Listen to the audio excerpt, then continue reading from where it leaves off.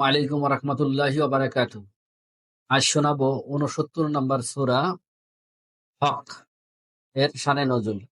কিয়ামতের ভয়াবহতা সমগ্র একটি চিত্র ফুটিয়ে তুলতে এবং আখিরাতের ব্যাপারে মক্কায় মানুষদের লাগাতার সন্দেহ দূর করতে এই সূরাটি নাজিল করা হয়েছে।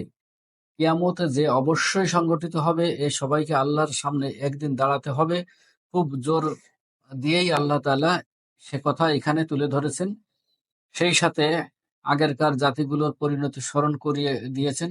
আদ ও সামুদ জাতি, ফিরআউনের জনগোষ্ঠী এবং নূহ আলাইহিসসালামের জাতির ভয়ানক পরিণতি সকলের সামনে এনেছেন। আল্লাহর অবাধ্য হলে শাস্তি থেকে নিস্তার পাওয়া যাবে না।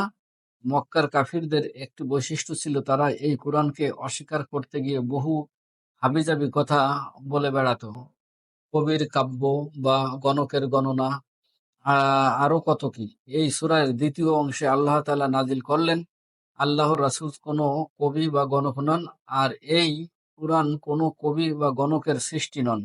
এটি এসেছে আল্লাহর কাছ থেকে। এই কুরআন রাসূল যদি তার নিজের মন গড়া কোনো কথা যুক্ত করতেন, তাহলে তাকে ছাড় দেওয়া হতো না, বরং কঠিন শাস্তি দেওয়া হতো। সব মিলিয়ে এই সূরা নাজিল করে আল্লাহ অবিশ্বাসীদের বিভিন্ন কুযুক্তি খণ্ডন করেছেন, কিয়ামতের সত্যতা ও ভয়াবহতার চিত্র তুলে ধরেছেন, নবী হিসাবে মুহাম্মদ সাল্লাল্লাহু আলাইহি ওয়াসাল্লামকে সত্যায়ন করেছেন এবং কুরআনে যে একমাত্র আল্লাহর বাণী তা দৃঢ়ভাবে ঘোষণা করেছেন।